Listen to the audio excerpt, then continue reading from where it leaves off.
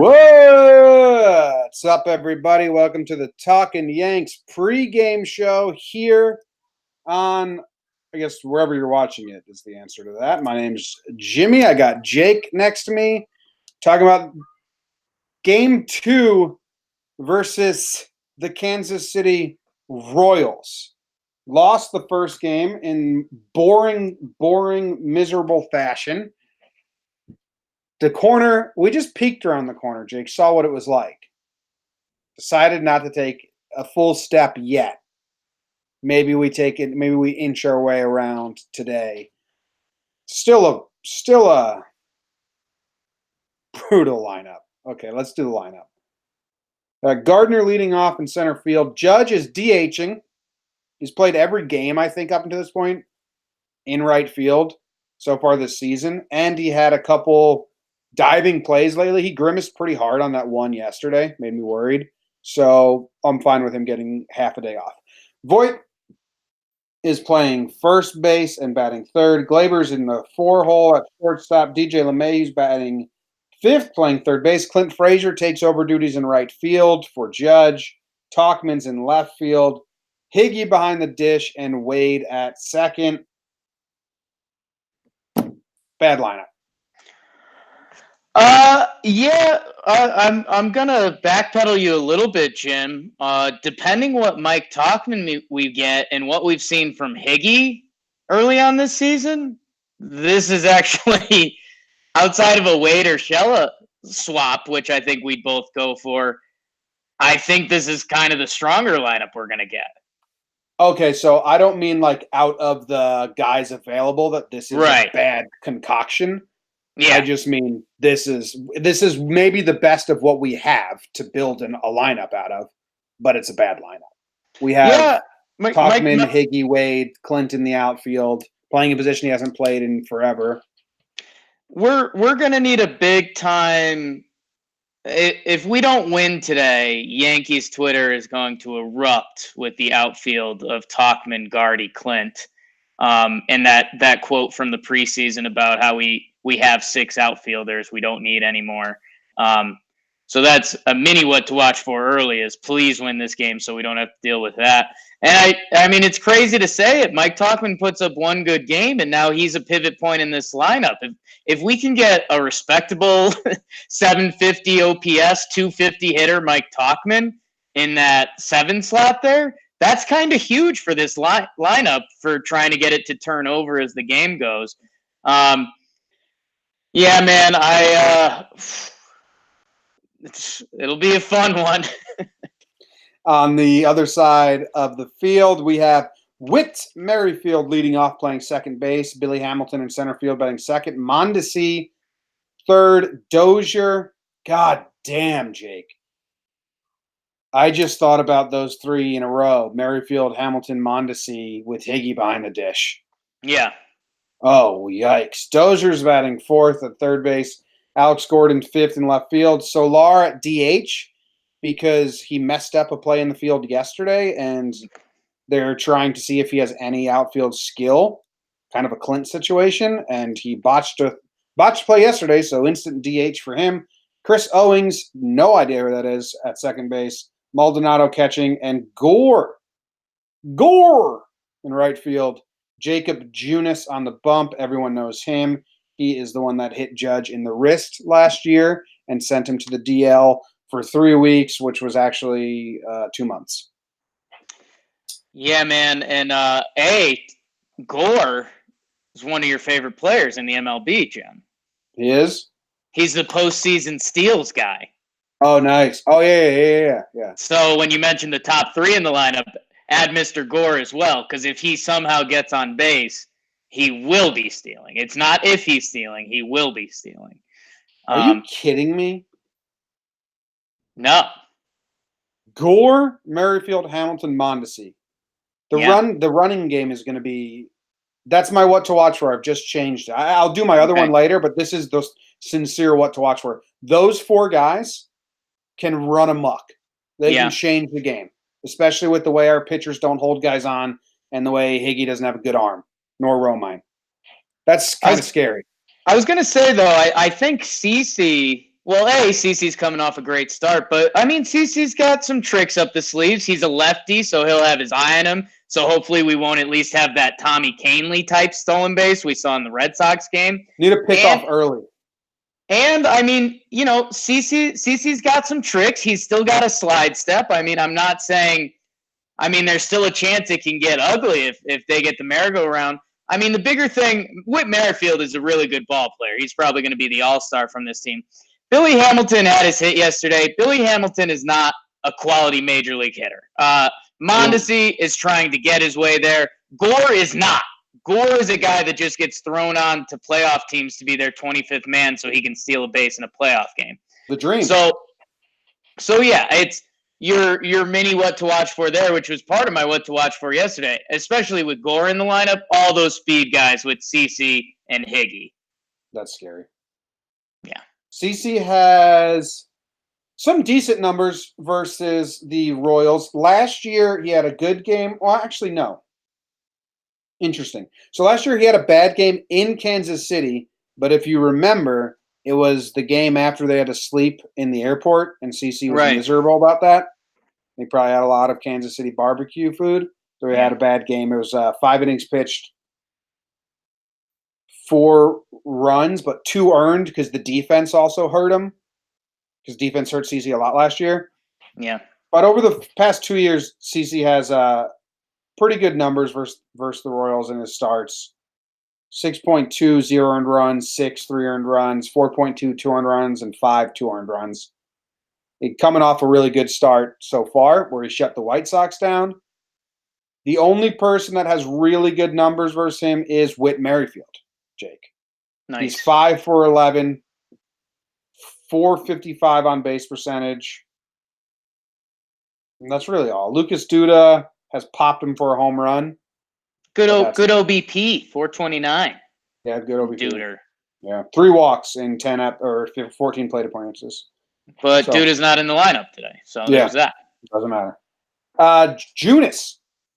Our guy. We've seen him more than I thought we had, Jake. We saw him twice last year and once in 2017.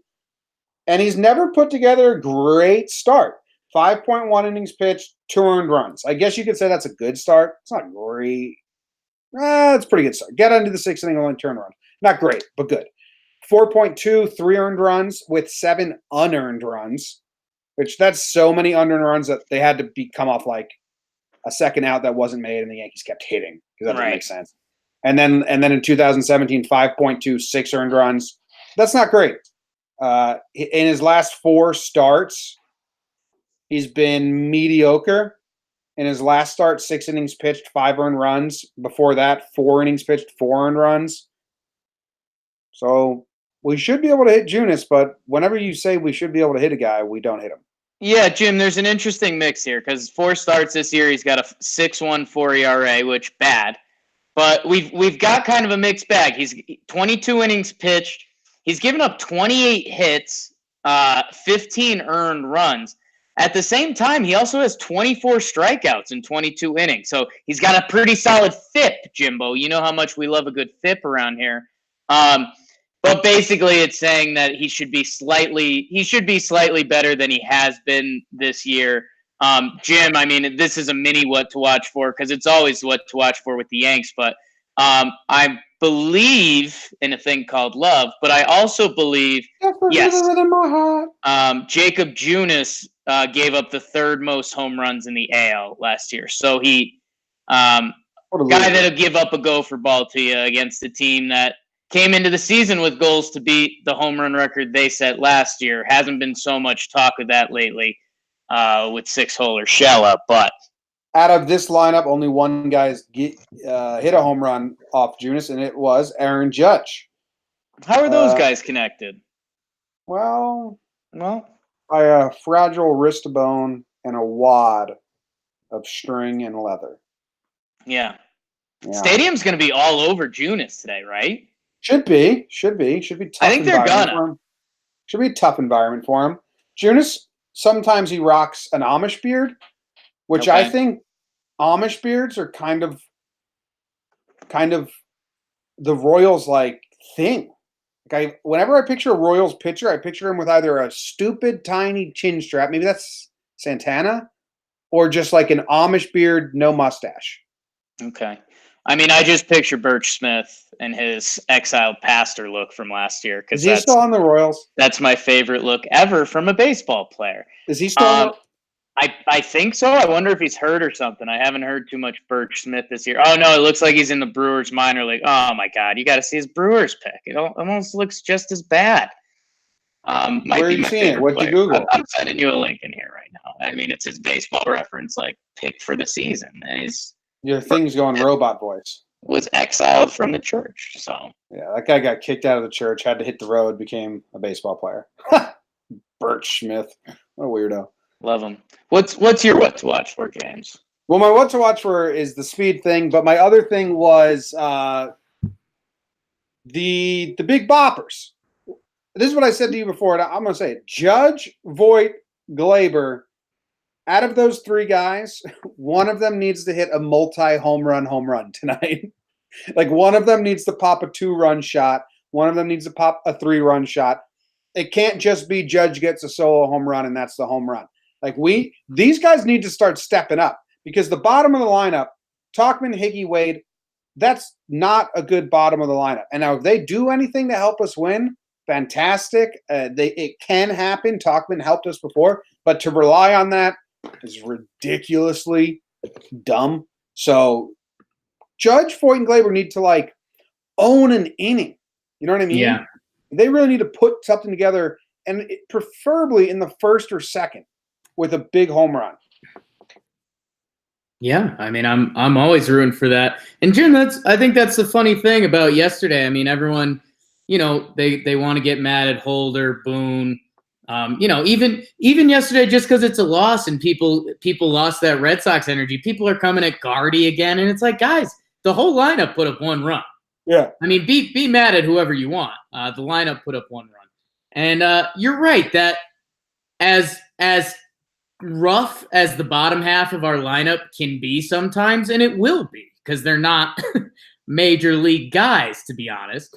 That top half has to step it up, and we haven't seen that. I mean, Jimmy, if you factor in the Gardner Grand Slam, or if you factor out the Gardner Grand Slam, I mean, the meat of our lineup hasn't done anything for the past 18 innings, really. Yeah. So yeah. Comments are coming out from Gary now about Logan Morrison. He said, "That's a long time ago. We're way over that stuff now." Yeah, good job listening to Zillow, Gary. Yeah, good job. I honestly think Gary doesn't care about Logan Morrison. Like, I think he has to be reminded. Well, who? What did he say? Yeah, oh, he doesn't care. Wait, who? Like, I think Gary honestly doesn't care. Agree. What are you watching for, Jake? I don't think we see Logan Morrison this year. Jimmy, I'm watching out for something, and this is something I'm bringing to the people. Because I mentioned it to you, and I'm glad it stuck with you last year. And it's going to be called the Benetti effect. You and I have a kid we grew up playing baseball with. A really solid baseball player, good baseball player. I think he played a little college ball, and he was a solid pitcher. But our first game, freshman year baseball, we go out. We have our ace on the mound. Guy's name is Benson. He went on to pitch at UMass. Check out the stats. Chiropractor now, Dr. Charlie. Anyways, Charlie goes out. He throws a gem. But he's up there in pitches. I forget if there was a pitch limit back then. I don't think there was. No, he had just thrown a lot. He just threw a lot of bullets. So I think it was the last inning, and we're like, all right, we're going to Benetti. And the problem was Benetti's stuff was good, but it was a tier or 2 down from Benson's. So Benetti came in, and he just got rocked by the other team. And that's what we saw. Benson clocked at 86 miles per hour as a freshman in high school. Benetti wasn't hitting anything with an 8. So it was no. I mean, Charlie was probably throwing 78, 80 all day. Benetti came in probably 70 tops, and it just looks easier to hit. We saw this yesterday. Domingo Herman and Jonathan Holder. Fastball, changeup, slider. You go from Herman to Holder. I mean, that's easy for the other team. That's an easy adjustment. Today, we have the reverse Benetti effect. because I think we're going to go CeCe to Sessa today. So CeCe's going to be throwing junk. Again, it's probably going to be 4 or 5 innings. We underestimate how good CeCe was his last start. CeCe's pitch count today is going to be what, 80? Yeah, probably. So, I mean, we'll be lucky to get 5 full out of CeCe. That's just being honest. But I still expect CeCe to be good, and I expect them to go Sessa after him, which is the reverse Benetti effect. We're going to be going from CeCe throwing 88 and throwing those junk sliders all day to Sessa coming out of the pen, 95, 96 with some of his dirty stuff. That's what I'm watching out for today. They did it last game. I said, fat lefty. Then you take him, fat lefty throws soft, and then they brought in Herman, skinny righty throws hard. So it's similar with Sessa. Watch out for that, the Benetti effect. I hope he watches and he thinks about it. Remember we saw him at the beach one time in college? Yeah, big Benetti guy. Big Benetti guy. Homer draft. Yeah, I got one. Homer draft. A half other thing before the Homer draft because I thought I already did the whole song. I thought you were gonna go again. You did part of the song. I really do want to see the crowd get on Junis today. Every up and in pitch, I want them freaking out. I want the crowd to get in Junis's head today, along with the lineup. Hey, Junis! I hate you! You look like Birch Smith. He just sprints off the mound. I saw Birch Smith in Durham yesterday. He said he was your best friend. You suck. Hey, shut up, you fans. Yeah. Don't say stuff like that. I'm trying to pitch here. Don't say stuff like that. All right. Homer draft. Jim, you're up. I go first, and I'm taking Aaron Judge. Redemption, thy name is home runs. And I said that Judge needs to hit a home run today or be part of a big 2 to 3 run home run. And if the crowd's involved, like Judge knows that Junis didn't try to hit him, but he also knows that dude sat him down for 2 months. Right. So I don't think there's any animosity, but there is a feeling like if I hit a home run off you, it's a little better. Right. I still have to teach him a lesson to a degree. Yes. So Judge probably goes yard, first at bat with Gardner on base, 2-run shot, and then probably hits a 3-run homer his second time up, and I get 2 points out of this. So yeah, I'm just going to take Judge. That's a really smart strategy by you getting 2 points today. Mm-hmm. Yeah. Okay. It'll be my second time getting 2 points. That's pretty good.